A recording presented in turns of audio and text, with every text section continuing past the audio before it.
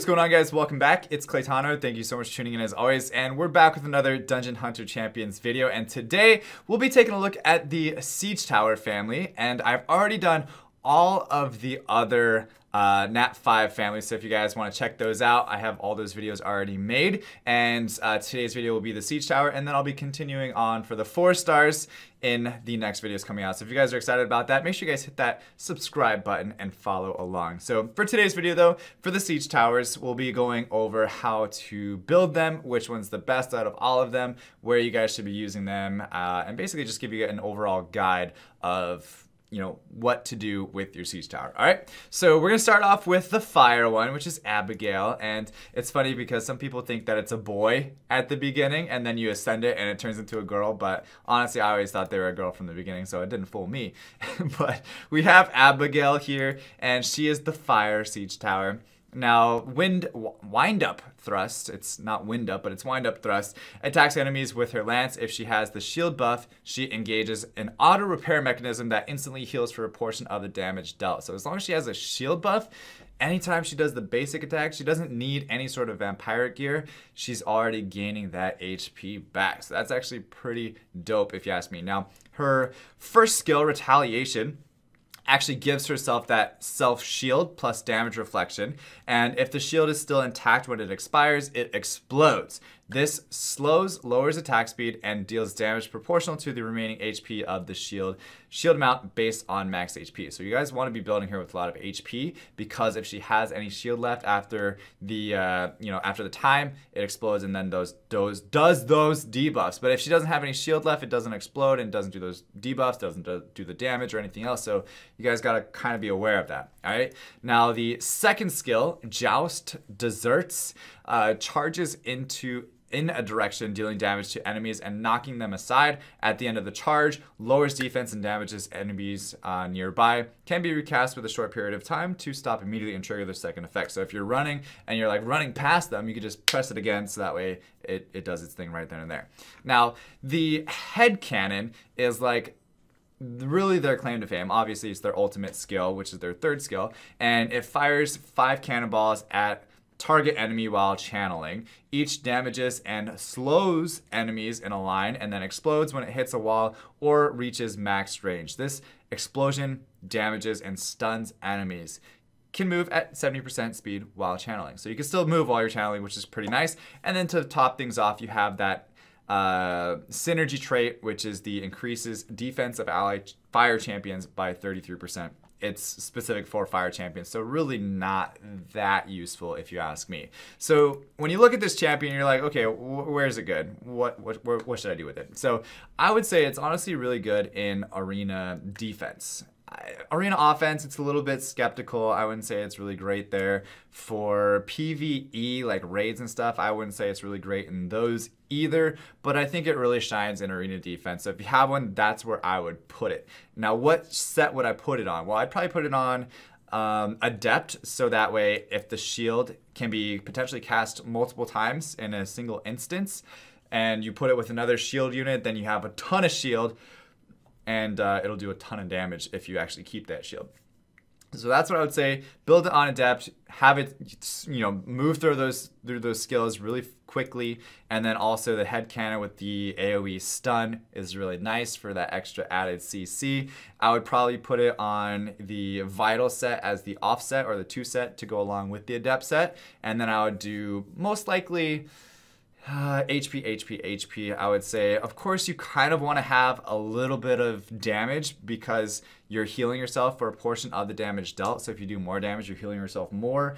But I really feel like you're not going to be doing that much damage anyway. So most likely just do this. I would say if you wanted to try, you could do like an HP crit damage HP build and then have some nice crit rate in there as well. But it'd be much farther into the game than most people are right now, because you'll need that extremely high crit rate to go along with it, and you'll have like a really stat hungry unit, which Abigail could potentially be in the future. So keep that in mind, but for right now, HP I think is the best way to build her. So that's HP percent on the shoulder pad, on the gloves, and on the bracer. Okay, so moving on though to the water one, which is Eleanor, and I think she has a little bit better skill set than the fire one for more of like a overall usage type thing. So same first ability or the basic ability. Her first skill though is gaining a shield, damage reflection. If the shield is still intact when it expires, it explodes, same way. But this one actually provokes and blinds, which is kind of nicer in my opinion than the lower attack speed and slow. In my opinion, I think the water one actually has a nicer first skill as well. And then so Lancelot, this one charges in a direction, dealing damage to enemies and knocking them aside at the end of the charge. Instead of decreasing the defense, this one blocks buffs, which also is pretty nice and could potentially be better than the defense break in certain situations. But you know, it's hard to say which one's actually better. This one just could be better in certain situations. The defense break could be better as well in certain situations, depending. Now, it can be recast within a short period of time, same thing, right? Checkmate is the third ultimate skill, which fires 5 cannonballs at a target enemy, and each damages and disorients and puts an ongoing damage onto whatever unit that you're shooting at. So if you use this in your Elder Drake team, or if you use it in your Steel Widow team, you're gonna be doing 5 dots or 5 OGDs, 5 ongoing damages, plus you're gonna be disorienting it, most likely. Like you have 5 tries to disorient the boss, which is also a super important debuff to put on the boss. So that makes Eleanor really one of the best units in the game for bossing or for raiding. For arena defense, I would actually give the nod a little bit to Abigail as far as like which one's better. However, for bossing, Eleanor is by far night and day way better. Like I wouldn't even use Abigail in bosses at all. I wouldn't use her in like PvP at all. But she still gains that HP little heal from her first skill as well. I would still build her like HP, high accuracy. I would also build Abigail on high accuracy as well with that vital set to go along with it, with some nice accuracy in the substats, okay? Now the next one we have is Caroline, which actually kind of has a similar build to the water one, and it has a little similar build to the fire one as well. So it takes the first skill from the fire one, which slows and lowers attack speed, and then it grabs the second and third skill from the water one. So it does the block buff, and then it also does the ongoing damage. So if you have a Caroline, you can use it in your Elder Drake team. And I would say this is probably, it's useful in your Elder Drake team, yes, but is it useful in Widow? Probably not, because it's green and it has elemental disadvantage. It probably has the weaker of the 2 first skills, which is the slow and lower attack speed, but the lower attack speed is actually nice for Elder Drake to have that debuff on. So this is probably better. Like this is just strictly Elder Drake. I wouldn't really use it anywhere else. You can use these as farming units, like, but I really don't recommend it.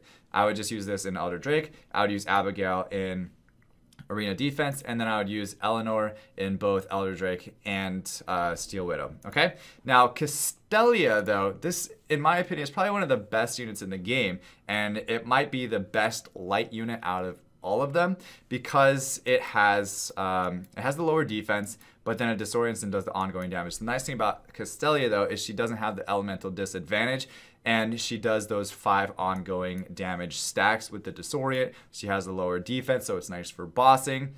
And then it has the, so like the block buff debuff is like not really as good as the lower defense debuff for bossing.